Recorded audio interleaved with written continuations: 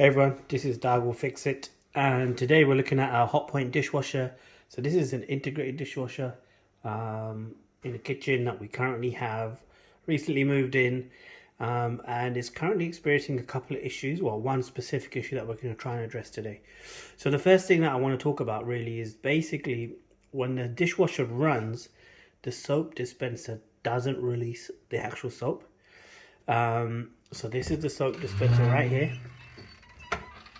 And what's happening is, so you put the soap in there, or the little thing, whatever you guys do, right, depending on where you are.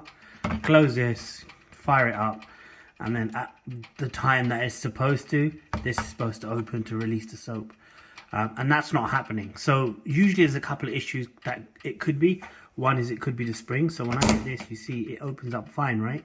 So it's not the spring. Sometimes if it is the spring, you have to basically open this up and look, or try and find out where the actual spring is, and then see if you can fix it. But in this case, it's not the spring, and you can see it's just catching fine. And then when I hit the latch, it seems to be okay. So then the only other thing I can think of is that the solenoid that actually releases this latch is not working. So what we're going to do is we're going to actually remove this and replace this with an actual replacement. So let me show you what I've got. So I have a brand new one, basically good to go, off eSpares. So you can get this off online retailers and so on, depending on your model and so on. So we're going to actually do a swap of this one versus the old one. So it looks like the solenoid is good. That should resolve the issue, but let's give it a shot. Now, to access the soap dispenser, we actually have to firstly take this door off, right? Once we get the door off, then we have to basically open up all of these screws. You can see all these screws, and then the panel, the opposite panel will come out, and then we'll be able to access the opposite side of the soap dispenser and push it out. So the first thing I'm going to do is remove this door. That should be pretty straightforward. Alright, so to get this off, what we need to do is we need to get the actual wood panel off, the kitchen paneling off first. And then the way we're going to do that is, first thing is there's a couple of screws we've got to remove and the panel will slide off. So there's a screw here that I've taken out, one there and one there, and then the actual front panel will actually slide off. So just watch this.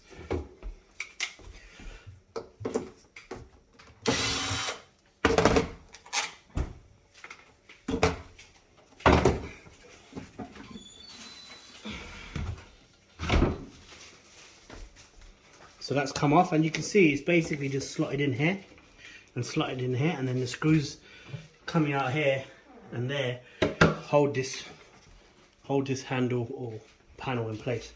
Now we've got that off, we now need to remove this back panel so we can access the soap dispenser. Alright, so we need to get this panel off. So a couple of screws, I've taken a few out already, and you'll see as I do. So all I'm going to do is take out the rest. So one in there. It's pretty loose anyway.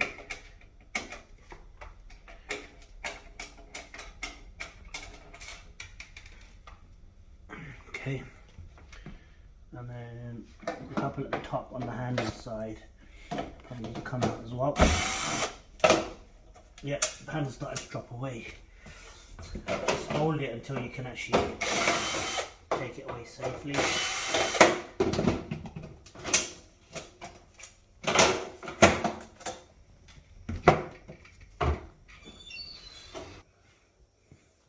So we took the screws out on the opposite side. We're just going to pop these two out as well on this side, and that should do the trick.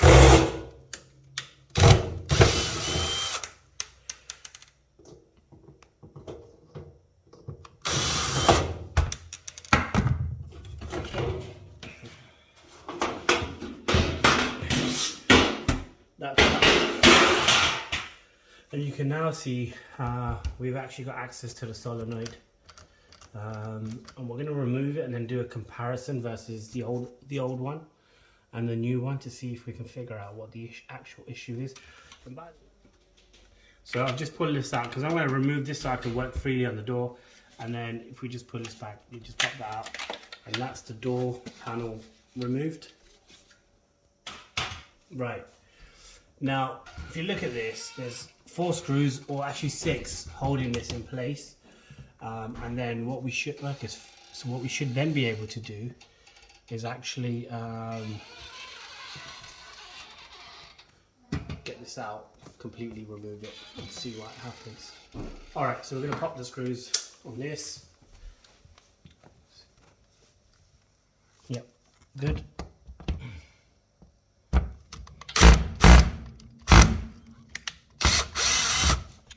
Right, so 6 of these.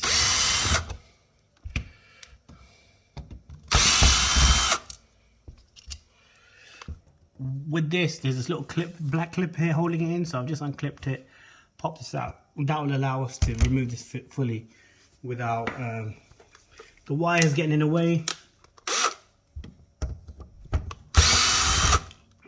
One more.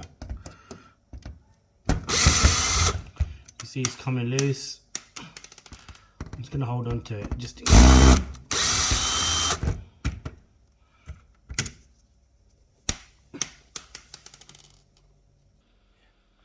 You can see it's actually water. It's starting to come out. Actually, let's just pop this out, and that's the unit out. Okay, so you can see this is the old one on the right. This is the new one, still nice and dry, and there's a little rubber seal. I think we might just take this with us, although we do have a new seal. I'll just put this to the side, and this. So my guess is that the solenoid's gone, so it's not clicking, and there's a power for it. So. And then, by the way, this is just the rinse aid that you put in through there. Okay, so I'm hoping that this does the trick. So what should happen is when the time's right, this solenoid should trigger releasing the latch and releasing the soap into the actual dishwasher. So we've got a brand new setup right here, and we're going to put this in, and fingers crossed it should do the trick. So I've just repositioned a new one. I put 1 screw in so you can see. This is the brand new one. It looks exactly the same. It should be the same. I kept the new rubber seal from the black one, the black rubber seal that's on here, rather than the new one, just to make sure it works better.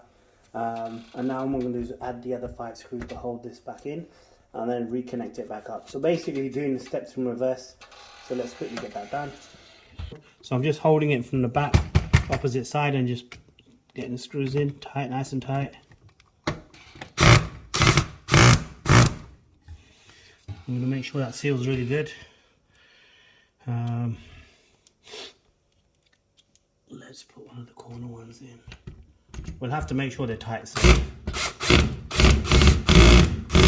just to make sure the seal's good. So all 6. So you just want to make sure all these screws are really tight, nice and tight, so the seal's really tight, and there's not going to be any leakage when the dishwasher is actually in operation.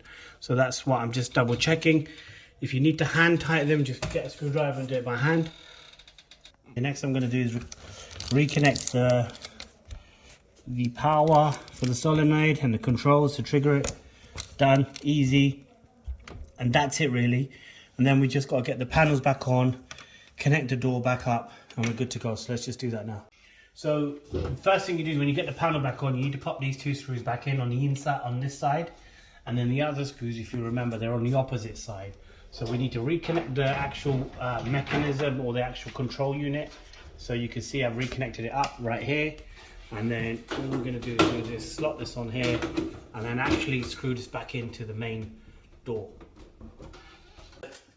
The easy screws in first, just to get this to hold a little bit, like this, if I can get.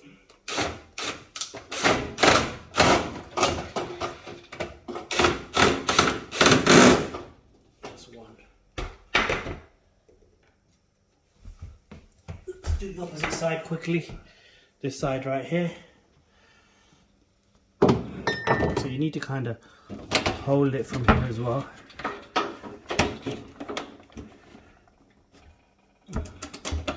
Because this will then keep the rest of it in position, so you can actually put the other screws in. Right. So now we've got to get all the other screws in. So remember that this screw and then this one, they actually go through this door into the wood panel for the kitchen. So let's remember that. So we're going to get all the small, so the longer screws, they go through this door into the actual wood panel. That's the fascia for this. So we're going to put all the smaller ones in first, just to hold the actual metal frame or metal, the opposite side of the door in. Kind of, maybe not. Okay, so all the screws are in for this, for the panel to stick to this panel. But now we need to actually slot this back in position, this door frame, and then add the longer screws in through this to hold this actually in place. So let's do that first. So you can see these basically slot into here. Slide them up. Then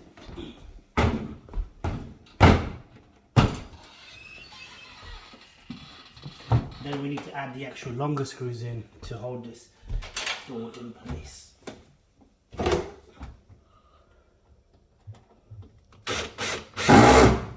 That's one.